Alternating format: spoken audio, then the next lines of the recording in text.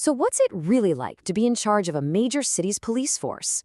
I mean, you're managing thousands of officers, enormous budgets, and you've got the safety of an entire capital city resting on your shoulders. Today, we're going to get inside that job and break down exactly what it entails, using the words of the person who's actually doing it. Okay, so let's set the scene. We're at the high-stakes Madlanga Commission of Inquiry, and the person giving testimony is Yolande Faro, the commissioner of the Tshwane Metropolitan Police Department, the TMPD. She's under oath, laying out the complete blueprint of her role, and we're going to walk through it piece by piece. You know, we hear the title police commissioner thrown around all the time, but the job description is just immense. So what are the real powers? What are the day-to-day pressures? And where does the buck actually stop when you have the top job in city policing? All right, here's how we're going to break it all down. First, we'll look at the legal mandate that actually defines the role. Then, the command structure she uses, that political tightrope she has to walk, and of course, how she manages millions in public money. We'll see how it all comes together during a real-world crisis. And then we'll land on the bottom line, accountability. So, where does a commissioner's power really come from? It's not as simple as just having the corner office. The role is built on a foundation of some serious experience. And it's all strictly, and I mean strictly, defined by law. Look, Commissioner Faro didn't just land in his top job out of nowhere. This timeline shows you a career that was built from the ground up, starting way back in 1998. We're talking decades of experience here, climbing the ranks to acting chief in Cape Town, and even building another city's entire Metro Police force from scratch, all before she took command of the TMPD. That experience is really the foundation of her authority. And here's the crucial part. Her authority isn't just implied, it's written into law. The South African Police Service Act gives her direct and sole responsibility for hiring, firing, and disciplining every single member of the force. The law says she has to run a transparent service and develop the annual policing plan that sets the safety priorities for the entire city. Okay, but you can't personally manage over 3,600 officers. I mean, no way. That's impossible. So you need a clear, effective chain of command. Leading a force this big isn't really about control. It's about delegation and trusting your team. And this is how that structure looks in the real world. The department is broken up into these key portfolios, and each one is led by a deputy commissioner. So you've got someone for regional policing, which covers all 7 of the city's regions. You've got a deputy for training, another for admin and support, and that's the really critical stuff like finance and HR.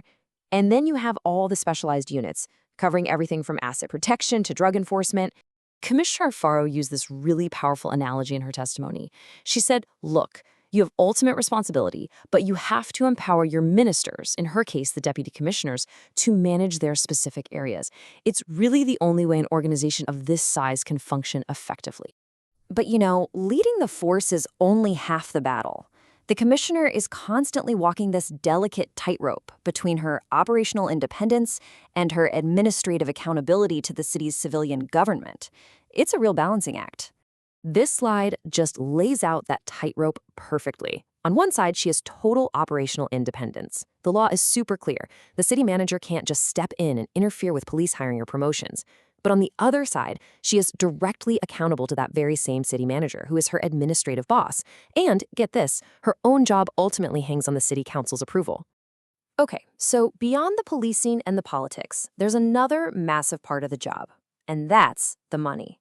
The commissioner is the accounting officer for a department with a huge budget, and every single cent that gets spent is governed by some very strict financial laws. And this right here is the rulebook, the Municipal Finance Management Act, or MFMA. This law basically dictates that every single procurement process has to be fair, transparent, and competitive. The whole point of the act is to prevent corruption and make sure taxpayers are getting value for their money, and it places that heavy burden of financial oversight squarely on the commissioner. So how do all these different duties, the legal, the operational, the financial, actually play out in the real world? Well, let's dive into a case study that really put Commissioner Faro to the test. The crisis within the Asset Protection and Security Services Unit, also known as APSS. So this APSS unit, the one responsible for guarding all city assets, it had a pretty turbulent history. As you can see from the timeline, it started inside the TMPD. Then in 2021, it gets moved out from under police command. And then, just a few months into Faro's term, it gets moved right back. All this shuffling back and forth created massive instability. And just look at the sheer scale of that challenge. Overnight, her department absorbed more than 1,200 new staff members. This wasn't some minor admin change. This was a seismic operational undertaking. So what did she inherit? Well, in her own words, it was a total mess. She told the commission that it went way beyond just irregularities.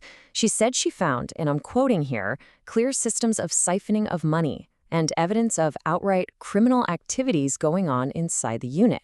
So how'd she fix it? She put a new, transparent system in place immediately.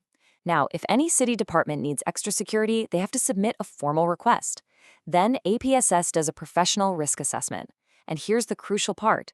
If the service is approved, the department that asked for it has to pay for it from their own budget. This simple process brought in direct financial accountability where there was absolutely none before.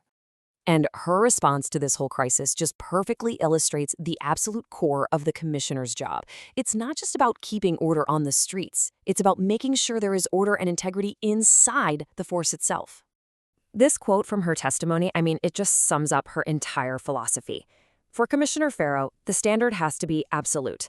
The police are there to uphold the law, period, not to become criminals in uniform. And, as she points out, the stakes are even higher when you're in charge of the nation's capital. So when you boil it all down, the job comes down to this. You have to safeguard the integrity of a massive law enforcement agency. And by doing that, you ensure the safety and security of an entire city. That is an absolutely immense weight to carry. Which leaves us with one final thought to chew on. We've seen this incredibly complex web of laws, command structures, and political pressures that all define this one role. But when things go wrong inside a huge public institution like this, is it ever really possible to point to one single place where the buck truly stops?